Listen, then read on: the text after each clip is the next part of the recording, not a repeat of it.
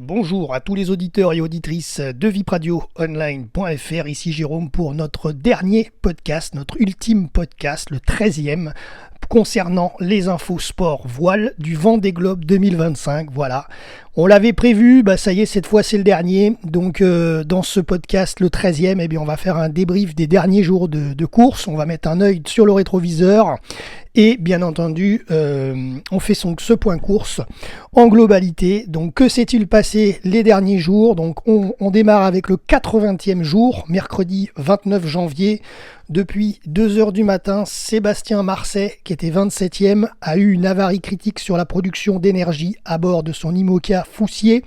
Un câble de puissance a cassé dans le compartiment du moteur et prive le bateau de sa seconde source d'électricité. Les hydrogénérateurs étaient déjà fragilisés, sont quasiment à l'arrêt en raison d'algues sargasses qui s'accrochent. Sébastien étudie avec son équipe une solution de réparation viable et possible car il lui reste plus de 2000 milles, c'est-à-dire près de 4000 km à parcourir. Du coup, Sébastien restrictionne ses communications avec la Terre pour préserver ses batteries électriques. Des nouvelles de Jean Le Cam, 19e, il a dû encore grimper au mât, 3 ascensions en une semaine. Une autre pièce a cassé en haut de son IMOCA, mais Jean a pu réparer, satisfait de sa réparation. Il en a même profité de cette météo assez calme, de l'horizon bleuté, et il a même aperçu quelques petites algues sargasses qui traînent dans cet océan Atlantique Nord. Un cargo est passé proche du bateau freelance.com de Guirec Soudé, 23e. Après plusieurs appels à la radio VHF, le capitaine du navire a ensuite dérouté un peu sa trajectoire à 500 mètres seulement de l'IMOCA de Guirec. En ce 80e jour de mer, le skipper allemand Boris Herrmann a franchi la ligne d'arrivée du Vendée Globe en 12e position à 23h18 ce mercredi soir à bord de Malaysia Sea Explorer, qui est d'ailleurs parrainé aussi par le Yacht Club de Monaco. Après donc 80 jours, 10 heures, 16 minutes de course, un vrai Phileas Fogg, héros du roman de Jules Verne. Bravo Boris Herrmann, il a donc bouclé son 2e Vendée Globe consécutif et son 3e tour du monde en 5 ans avec The Ocean Race où il avait terminé 3e. Boris rentrera dans le chenal des Sables d'Olonne demain après-midi. Nous passons à la journée de jeudi 30 janvier, 80e jour de mer. Sébastien Marset, 28e, a réussi à réparer temporairement son avarie de production d'énergie. Il est passé à côté d'un blackout électrique total et a pu reprendre sa trajectoire de course. Sam Davis, à bord d'Initiative Cœur, a bouclé son tour du monde en 13e position sur la ligne d'arrivée ce jeudi à 11h15 après 80 jours, 22h, 13 minutes de course. Rappelons qu'avec son IMOCA Initiative Cœur et ses partenaires, elle a réussi à sauver 106 enfants. Chaque clic, like sur les réseaux sociaux de Samantha Davis d'Initiative Cœur, ses partenaires reversaient 1 euro pour chaque like de toutes les publications, donc ça va vite, et du coup, bravo, 106 enfants ont été sauvés grâce à Sam. C'était sa 4e participation au Vendée Globe, et sa 2e arrivée après celle de 2008, car elle avait été contrainte à l'abandon en 2012 et en 2020. Samantha a donc conjuré le sort, jamais 203. Bravo Sam. On a assisté à la conférence de presse de Sam Davis. On a adoré sa bonne humeur, mais quand même elle a expliqué qu'elle ne se réengagera peut-être pas en tant que skippeuse sur un 5e Vendée Globe parce qu'elle ne s'appelle pas Jean Le Cam. Voilà, elle l'a répété plusieurs fois. Elle a déjà participé à 4 Vendée Globe. Elle était un peu frustrée, mais elle le disait en rigolant, mais elle l'a quand même dit. Elle était un peu frustrée du protocole d'arrivée car elle a passé beaucoup d'attentes en mer aux Açores à cause de la tempête Herminia, ce qui lui a fait perdre du terrain avec Boris Herrmann aussi. Donc Boris, lui, de toute façon, il est arrivé 12e et elle est 13e, mais ça l'a un peu perturbé cette attente aux Açores avec cette tempête Herminia, parce qu'au final elle a eu du gros temps après la tempête, donc elle disait si ça se peut je serais arrivé pendant la tempête, ça aurait pas été forcément pire. Voilà, donc ça a été compliqué pour elle, cette attente de la ligne d'arrivée, du chenal, du protocole, etc. Et puis elle le disait encore à la conférence de presse, j'attends d'ailleurs toujours mon repas tant attendu, poisson frites, que je n'ai toujours pas mangé en pleine conférence. Voilà, donc on est toujours occupé à droite à gauche à faire les interviews, les photos, etc. Puis on nous oublie notre propre repas.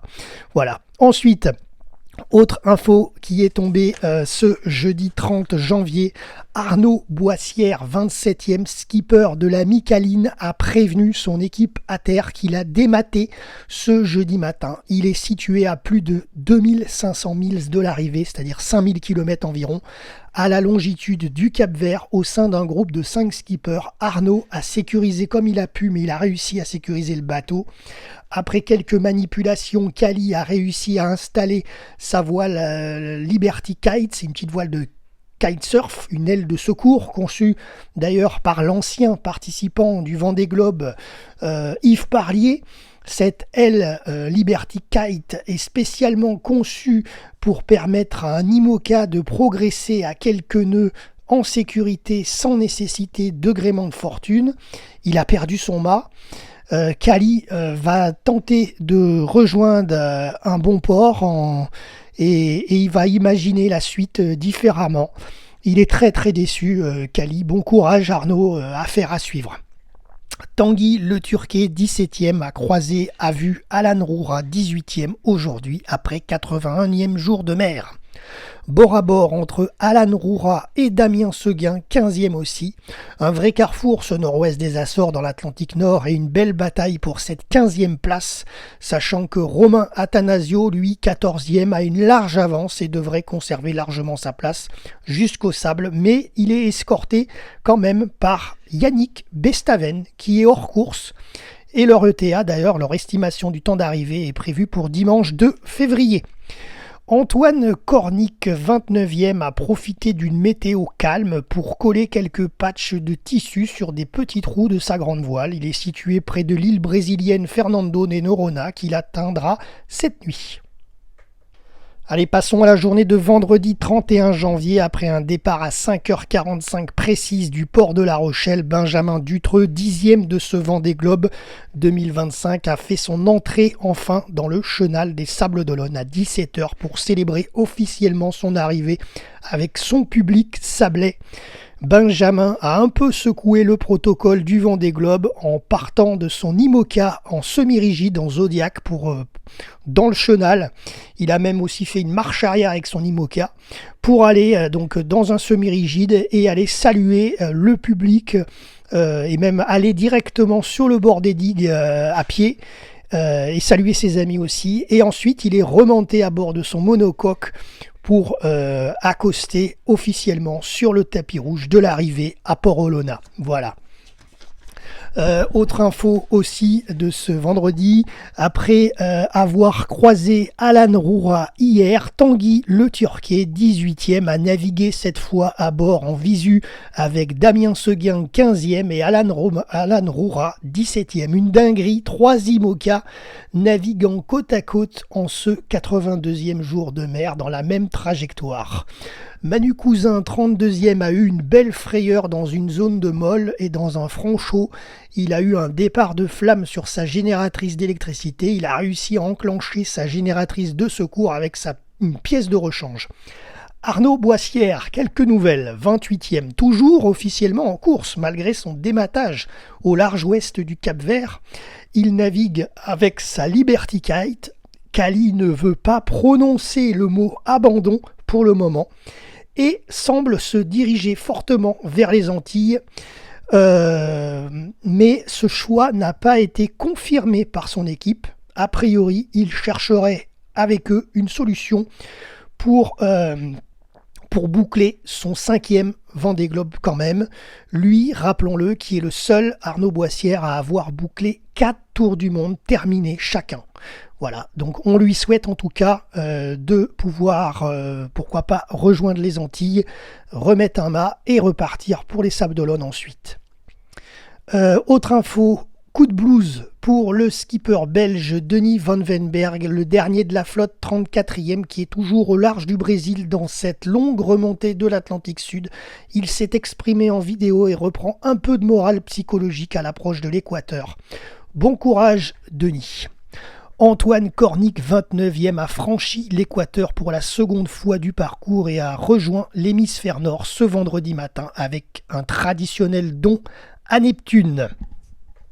Alors sur la journée de samedi 1er février, morale au beau fixe à bord de Fortinet Best Western malgré le mauvais temps pour Romain Attanasio, 14e. Il est proche de l'entrée du golfe de Gascogne et arrivera d'ici demain soir au Sables d'Olonne. Arrivé lundi à La Rochelle, Clarisse Kremer, 11e, à bord de l'Imoca, l'Occitane en Provence, a repris la mer ce samedi en convoyage avec son équipe pour rejoindre enfin les Sables d'Olonne et son fameux chenal à 15h30. Elle a pu célébrer une deuxième fois du coup son arrivée, cette fois avec le public sablais à Port-Olona et effectuer sa conférence de presse à 17h. Au sujet de la journée de dimanche 2 février, plusieurs infos majeures. Arnaud Boissière, 28e, a pu enlever son aile de kitesurf et a réussi à faire un gréement de fortune à bord de son Imoca l'Amicaline avec une partie de son mât cassé et sa voile de J4 qu'il a réussi à remettre en place. Le tout après 48 heures de travail sans relâche. Cali navigue au portant en direction des Antilles et il va étudier le comportement de son bateau et prendra une décision pour la suite de ce 5e Vendée Globe à son actif. Alors la suite, elle est tout de suite, c'est la magie du podcast, je vais tout de suite vous la donner. Il a essayé de naviguer plein nord, mais ça n'a pas fonctionné. Il a essayé de multiples tentatives et ça ne marche pas pour Cali. Impossible donc de naviguer plein nord. Il a donc il a voulu expliquer en vidéo l'ampleur des dégâts à bord de l'Amicaline. Il s'est adressé d'ailleurs à ses enfants et il officialise son abandon sur son 5e Vendée Globe. Cali va tout mettre en œuvre pour rejoindre les Antilles d'ici une douzaine de jours. On lui souhaite beaucoup de courage. Romain Attanasio, là par contre c'est une bonne nouvelle, skipper de Fortinet Best Western a franchi la ligne d'arrivée ce dimanche à 11h50 dans le brouillard en 14e position après 83 jours, 22 heures, 48 minutes de mer. Romain boucle ainsi son 3e Vendée Globe consécutif et a fait son entrée dans le chenal à 16h25 pour être célébré avec le public sablais. Son premier repas à terre ce soir, c'était une côte de bœuf saignante avec une religieuse en dessert. Romain est revenu en conférence de presse sur la violence des bateaux à foil comme le sien. Lui qui avait bouclé ses 2 premiers Vendée Globe avec des Imoca à dérive. Pourtant, il l'a dit lui-même, son Imoca n'était pas à la hauteur de ceux des premiers, donc il ne pouvait pas rivaliser, mais il est content, Romain, quand même, de finir son Vendée Globe, de prendre cette 14e place, et en plus de terminer avec Yannick Bestaven à ses côtés.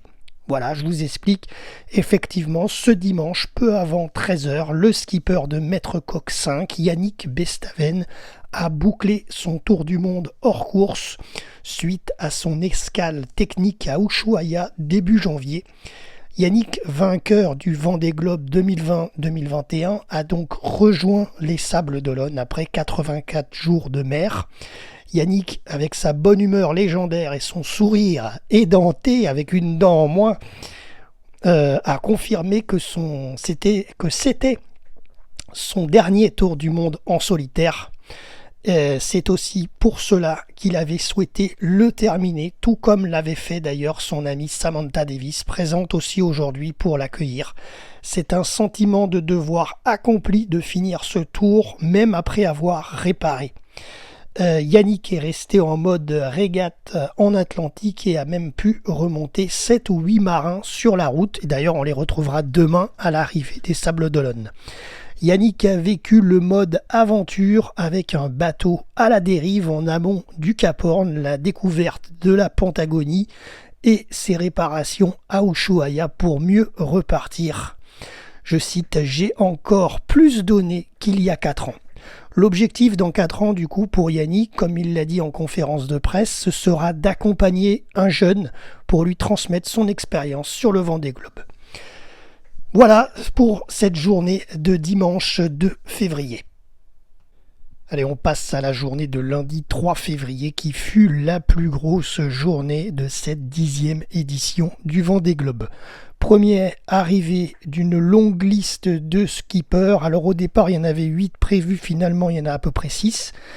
Vous allez voir, aujourd'hui, donc au Sables d'Olonne, Damien Seguin est le premier de cette liste, le skipper handisport de groupe Apicil à la tête de ce groupe de 8 skippers a pris la 15e place ce lundi matin à 9h33 pour un deuxième Vendée Globe consécutif à son actif après 84 jours, 20h31 de course. Son premier repas à terre était un steak frites avec salade de fruits.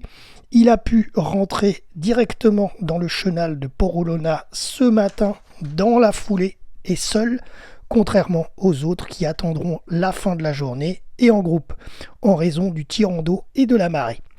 En conférence de presse, Damien a expliqué qu'il a eu une course difficile et compliquée avec beaucoup de galères techniques et météorologiques. Il clôt un joli chapitre avec son partenaire Groupe Apicil qui le parrainait pour la dernière fois. Sa remontée de l'Atlantique a été dure, c'était un calvaire car il s'est fait rattraper mais il prend quand même cette jolie 15e place. Damien a eu du mal à rentrer dans sa course au début du parcours, il a eu un sentiment de frustration car il n'avait pas réussi sur l'eau comme il l'a souhaité. Je cite, « J'avais 1000 raisons d'abandonner, mais j'avais aussi 1000 raisons de continuer ». Damien est fier d'avoir lancé d'ailleurs un certain Charlie Dalin, le vainqueur de cette 10e édition du Vendée Globe. Il était là pour ses premiers pas sur l'eau il y a quelques années, et d'ailleurs il nous l'a dit en conférence de presse. Et Damien retient quand même un moment positif, c'est l'arrivée de sa course aujourd'hui, ce lundi, et du chenal sous le soleil. Il remercie son public d'avoir profité seul de son arrivée avec eux, sans aucun skipper à ses côtés aujourd'hui, ce matin, avant que les autres arrivent dans la journée. Damien signale qu'avec ses bateaux à foil, c'est très dur à bord, comme l'avait d'ailleurs signalé dans sa conférence Romain Attanasio hier aussi. Pour Damien, les records ne sont pas forcément faits pour être battus, il faut garder l'aspect aventure. Damien a évoqué sa grande voile qui était faite en lin et qui est arrivée en très bon état sur son bateau. Le test était réussi. Ensuite, nous avons dans la journée Benjamin Ferré, skipper de Monoyeur Duo for a Job, qui a franchi la ligne d'arrivée du Vendée Globe en 16e position à 12h21. Les temps de minutes, d'heures ont une importance, vous allez le voir. Benjamin termine donc premier des bateaux à dérive droite dans ce classement officieux qui n'en est pas un officiellement, peut-être dans 4 ans, on verra. Une belle image à retenir sur les pontons, Benjamin Ferré accompagné ensuite de Tanguy Le Turquet qui l'a rejoint ensuite dans le chenal et qui se sont tirés la bourre à maintes reprises durant ce tour du monde bord à bord pour finir séparés de 16 minutes seulement à l'arrivée. Effectivement, Tanguy Le Turquet, skipper de Lazare, a franchi la ligne d'arrivée à 12h37, soit 16 minutes plus tard, en 17e position de ce Vendée Globe 2025. Il bat sur le fil Alan Roura et arrive donc 16 minutes après Benjamin Ferré. L'image du jour, la remontée du chenal. Tanguy était accompagné sur le pont de son bateau avec sa conjointe, la skippeuse Clarisse Kremer, 11e du Vendée Globe, arrivée dimanche dernier accompagnée de leur petite fille de 2 ans, Mathilda. Ça chambre beaucoup sur le ponton entre les 3 mousquetaires puisque le 3e est également arrivé. Et le 3e, c'est Alan Roura, skipper suisse de Hublot. Il a franchi la ligne d'arrivée ce lundi à 12h57 en 18e position. 20 minutes seulement après Tanguy le Turquet. 3 marins en 36 minutes. Ça se bouscule au Sable d'Olonne. Alan sur le ponton, content de son Vendée Globe, fier de son parcours, peu importe la position, du plaisir et 3 fois finisher, je suis un aspirateur à molle, s'il y en a une, c'est pour moi. J'ai gagné 10 jours de moins qu'il y a 4 ans, 20 jours de moins qu'il y a 8 ans, c'est cool. Voilà les premiers mots d'Alan Roura. Et donc sa chambre sur les pontons, ça a bien chambré entre Benjamin, Tanguy et Alan. Une montre Hublot aurait pu arriver dans les mains de Tanguy le Turquet s'il avait laissé sa place devant la ligne d'arrivée.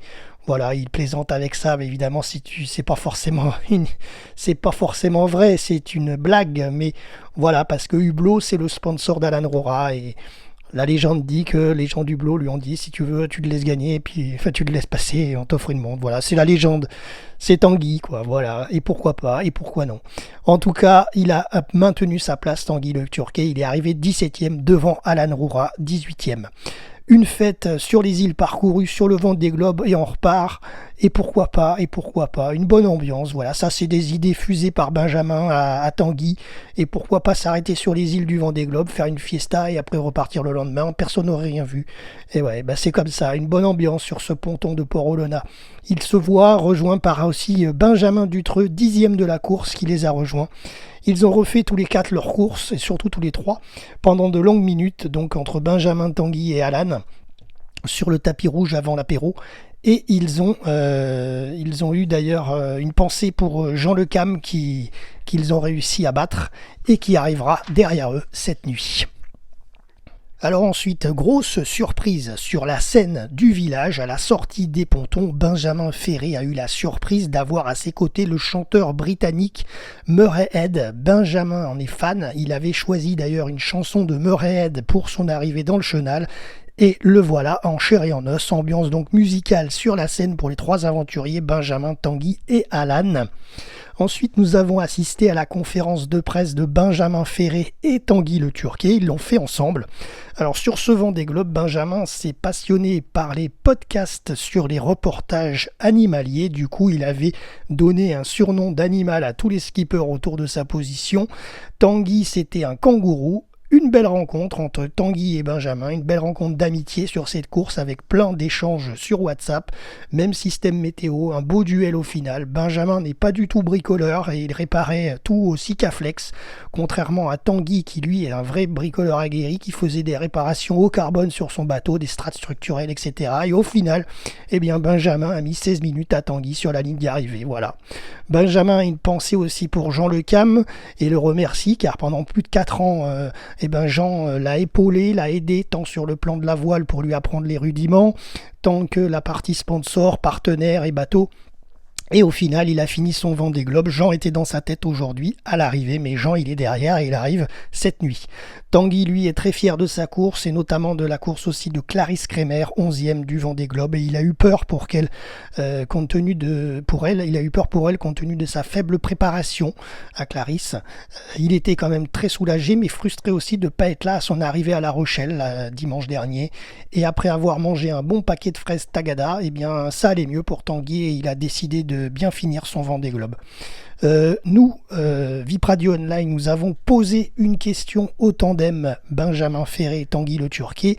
À quand une transat en double? Alors Tanguy n'avait pas tout de suite compris, donc au début, surtout pas une transat en double avec Clarisse, car je l'ai déjà fait sur une transat AG2R et ça a failli se terminer en divorce. Par contre, après Benjamin a répondu, et pourquoi pas faire un road trip aux États-Unis avec Tanguy, pourquoi pas. Voilà, et au final, après, ils nous ont quand même répondu, et pourquoi pas une transat en double avec Benjamin. Bon, on verra, rien de précis, il n'y a rien de prévu, mais bon, pourquoi pas. Voilà, la porte est ouverte. En tout cas, pas de Vendée Globe pour Tanguy le Turquet dans 4 ans. Il l'a dit, il le confirme, c'est une aventure unique. Benjamin, lui, ne veut pas se projeter, il faut se focaliser sur l'instant présent et ne réfléchit pas à demain. Bravo en tout cas à ces deux aventuriers qui ont vécu un Vendée Globe unique individuellement. Ensuite, il y a eu la conférence de presse d'Alan Roura, auquel nous étions aussi présents. Premier repas ce soir, une aile de raie au Capre avec une salade de fruits, 3 Vendée Globe, dont 2 effectués avec des enfants en bas âge. Sur cette 10e édition, son enfant avait 1 an. Il a eu son anniversaire d'ailleurs, donc voilà, il disait, j'étais encore pas là, mais bon, voilà. Il a fait une course avec plein de bateaux autour de lui, des remontadas, des places gagnées, perdues. J'ai 31 ans, 3 tours du monde à mon actif et du plaisir à le faire. Le Vendée Globe, ça ne s'explique pas, on vit pour cette course. Je cite tout ça. Il explique Alan qu'il y a eu plusieurs pelotons dans la course, les 10 premiers qui étaient intouchables et les 10 autres avec lui, notamment dedans, puisqu'il termine à la 18e place dans son groupe et avec la même intensité que les 10 premiers. Donc, et il a aussi un respect pour Guirec Soudé qui est toujours en course actuellement et qui lui se prend toutes les tempêtes qui passent dans les systèmes météo et il est toujours motivé. Voilà.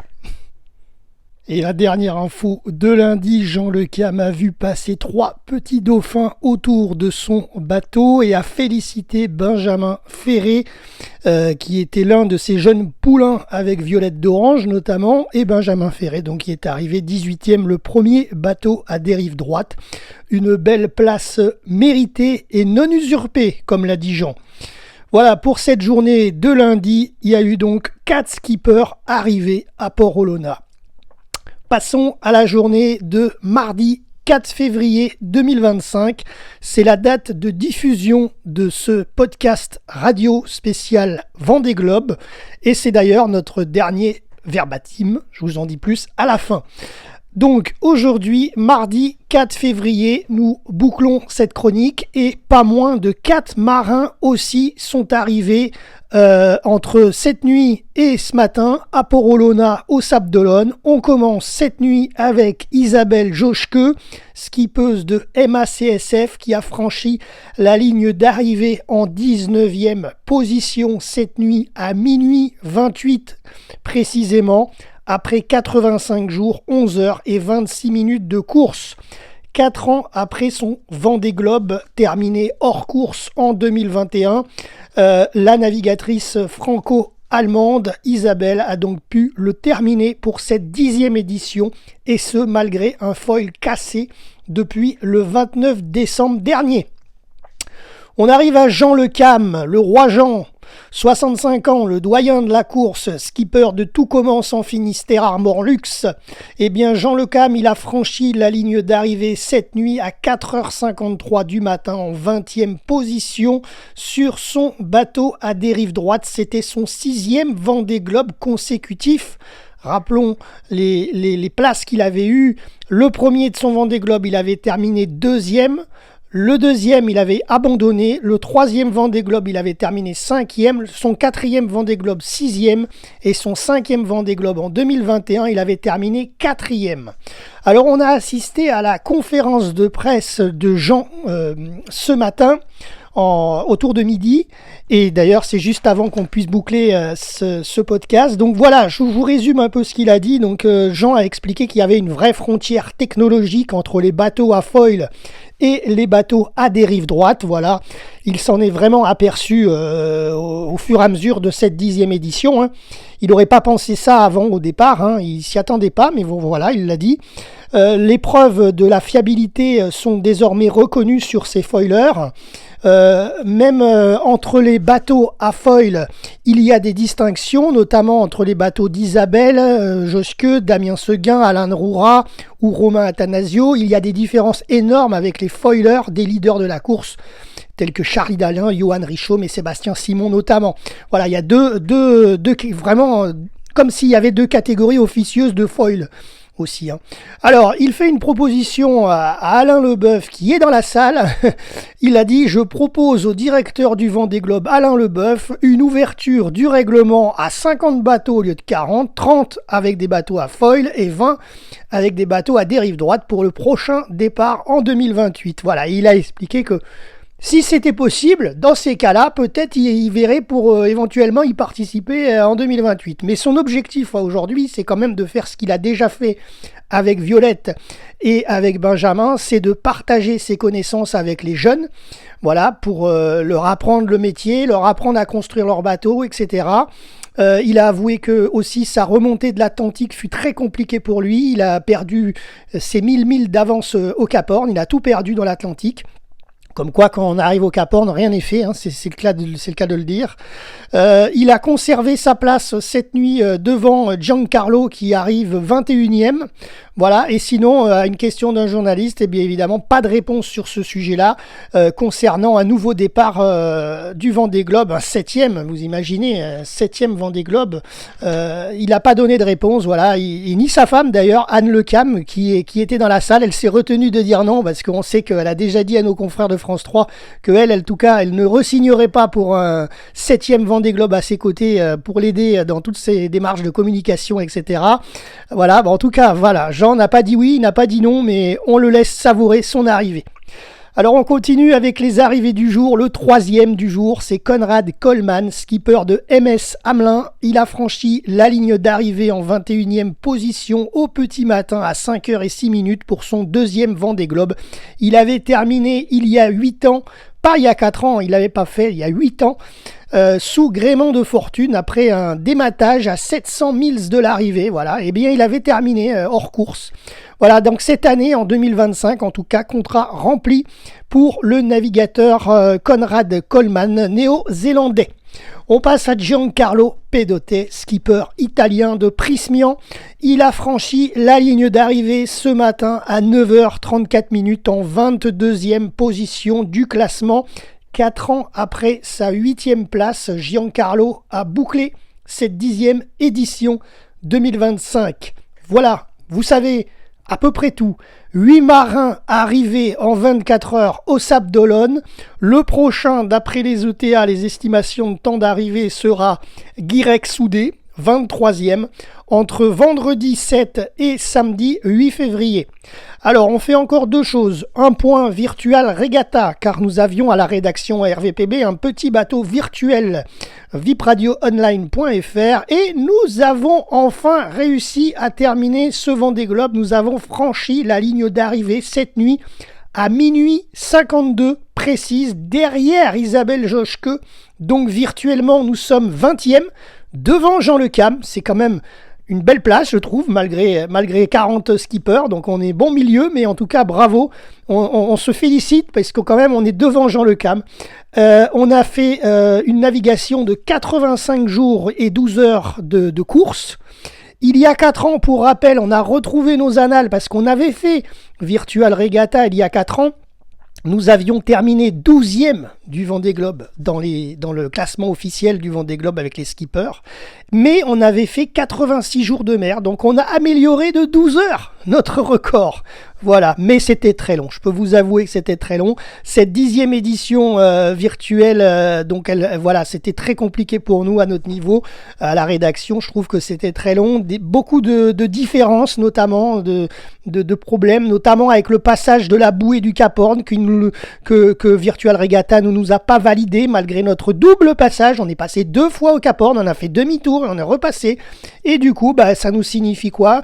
Une arrivée hors course, bien sûr, au Sable d'Olonne. Hein, nous ne sommes pas classés, voilà, parmi les 830 000 skippers. Donc, on tient la main à Yannick Bestaven, à Eric Bellion. Voilà, mais c'est pas grave. On a réussi, on a fini on a bouclé le tour et on est 20e. Voilà ce qu'on peut retenir de ce jeu. Alors, qu'est-ce qu'on peut dire sur ce jeu Virtual Regatta? Une bonne expérience, oui et non. On va dire qu'elle est avec des hauts et des bas. Heureusement, on avait le full pack voile, il nous avait été offert en tant que radio. Voilà, on nous avait offert le pack voile qui coûte une trentaine d'euros, mais franchement, impossible de rivaliser avec les vrais skippers foilers de dernière génération comme Charlie Dalin, Johan Richomme et Sébastien Simon. Donc, même le premier, skipper Gilou, je le cite, qui a gagné Virtual Regatta et qui d'ailleurs repart avec une montre de 20 000 euros. Même skipper Gilou, il a pas pu naviguer avec les leaders du Vendée Globe. Son bateau allait beaucoup moins vite. Donc c'est décevant clairement, nous à la rédaction, parce que il y a 4 ans c'était l'inverse, les skippers virtuels étaient devant les skippers réels, et là je trouve qu'ils ont régressé clairement. Voilà, c'est notre point de vue, si on peut dire avec notre entre guillemets de geek. Le jeu n'est pas à la hauteur de la technologie actuelle. La météo, elle est bien réelle, elle est parfaite, il n'y a aucun souci. Par contre les bateaux, ils sont limités à des polaires, donc ils ne peuvent pas aller plus vite. Les foils, en fait, il y en a, mais ils servent à rien, ils font juste joli. Voilà, on va moins vite qu'avec des bateaux sans foil il y a 4 ans. Donc c'est quand même assez étrange. Les vagues, elles sont très très bien dessinées, mais par contre les îles et les terres de la planète ne sont même pas pixelisées, ni les sables d'Olonne, donc c'est quand même assez décevant. Voilà, on dit, c'est le dernier podcast, donc on le dit. Voilà, donc un océan géant, sans terre à l'horizon, la vision fut un peu monotone. Par contre, toujours des bateaux autour de soi, on n'est jamais seul en mer. Alors c'est aussi triste parce que des fois c'est bien de se dire il n'y a vraiment pas un bateau à l'horizon. Là, imaginez-vous sur 830 000 skippers, mais il y a tout le temps quelqu'un derrière vous et devant vous et à côté de vous. Donc effectivement dans le jeu, il y a toujours du monde. Alors on peut cliquer pour les faire disparaître, mais c'est pas le but. Voilà. Donc voilà, écoutez, en tout cas nous à la rédaction on s'est concerté, on ne sait pas du tout si on re-signera dans 4 ans. Voilà, en tout cas si le jeu n'évolue pas, je pense pas. Voilà. Allez, sur ce, on repart au virtuel, on passe au réel, on revient sur le Vendée Globe 10e édition 2025, avec cette fois un dernier point classement à 11h ce matin dans notre verbatim. Alors, nous avons 23e, c'est le 23e, c'est le prochain qui va arriver, c'est Guirec Soudé. Guirec Soudé, donc je vous ai dit, il arrivera entre vendredi et samedi, entre vendredi 7 et samedi 8 février. Alors lui, il est détaché, Guirec, c'est-à-dire qu'il a une large avance. Donc logiquement, si tout va bien pour lui, il devrait conserver cette place de 23e. Il est suivi par un petit groupe qui se tourne à peu près à 100 000 d'écart entre eux, donc ils se tapent la bourre pour la 24e place. Alors je vous les donne, c'est 24e Kojiro Shiraishi, le japonais, 25e notre Benjamin de la course, c'est Violette d'Orange, le 26e c'est Louis Duc, et le 27e c'est Sébastien Marcet. Voilà, tous les 4, ils se tapent la bourre, ils sont à 100 000 d'écart, et ils veulent cette 24e place, juste après Guirec Soudé, parce que Guirec Soudé, lui, normalement, il n'est pas touchable. Sauf s'il a un pépin mécanique, bien sûr, on ne lui souhaite pas pour les 48 heures à venir. 28e, nous avons Antoine Cornic, le rugbyman. Franchement, bravo, j'adore. On adore ses vidéos à Antoine Cornic. Olivier Hir, il est 29e. Le chinois Jing Kung Zhu, qui est un athlète handisport, lui, il est 30e. 31e, Manu Cousin. 32e, Fabrice Amédéo. Et 33e, Denis Van Wemberg, et ils sont tous les trois derniers, dans l'Atlantique Sud. Voilà, c'est à noter, ils n'ont pas passé encore l'équateur. Alors on termine juste quand même avec un petit mot, le mot de la fin, concernant Éric Bellion hors course. Il est devant Antoine Cornic. Donc lui, Antoine Cornic, je vous l'ai dit, il est 28e. Donc Éric Bellion hors course, puisqu'il est plus en course suite à son arrêt de réparation au Falkland, au Malouine. Mais il est quand même, du coup, virtuellement 27e. Donc il est situé au large sud-ouest des Canaries, bien que, donc je vous dis, il est hors course, donc il compte pas dans le classement. Et aussi, on a un dernier mot, ce sera vraiment le mot de la fin, c'est à Cali, Arnaud Boissière. Voilà, vraiment, on est triste pour lui, on sait qu'il a dématé il y a quelques jours, et donc il est hors course, mais il fait route vers les Antilles. Voilà, alors il progresse très peu, évidemment, avec une petite voile de G4 sur un mât qui est abîmé, il y avait un gréement de fortune maintenant, il a le mât qui est coupé en deux, il a une aile de kitesurf au cas où, une voile. Mais bon, voilà, c'est très dur pour lui sûrement, on se doute. Il est entre le Cap-Vert et les Antilles, et il fait route donc vers les Antilles, je suppose françaises, pour réparer, reprendre un mât et repartir sur les Sables d'Olonne. C'est tout ce qu'on peut lui souhaiter. Voilà, c'est la fin de ce 13e podcast Sport Voile RVPB à propos de cette 10e édition du Vendée Globe. C'était notre dernier podcast sur ce Vendée Globe 2025 dans notre série, puisqu'on en a fait 12 avant. Voilà, alors bien entendu, on va pas couper les infos concernant le Vendée Globe à la rédaction, ne vous en faites pas. On va rester en contact si vous voulez avoir toutes les infos sur les prochains arrivants, du 23e jusqu'au 33e, on vous les donnera. Mais il faudra aller directement sur nos réseaux sociaux. De toute façon, là où vous nous écoutez, vous pourrez lire les infos, mais ça sera plus des podcasts, ça sera des petits posts écrits. Voilà, sur notre fil Twitter X, TikTok, Instagram, Facebook, LinkedIn, etc. Vous pourrez avoir les résultats du 23e au 33e de la flotte du Vendée Globe 2025, mais il n'y aura plus de podcast. Voilà, on passe à autre chose, on tourne la page. Allez, merci à tous en tout cas de nous avoir suivis durant ces 85 jours de Vendée Globe que nous avons fait de façon virtuelle en tous les cas, et c'est pour ça qu'on clôture aujourd'hui ce podcast. Merci à tous de nous avoir suivis, c'était Jérôme pour RVPB, vipradioonline.fr, et à très bientôt pour de prochains débriefs.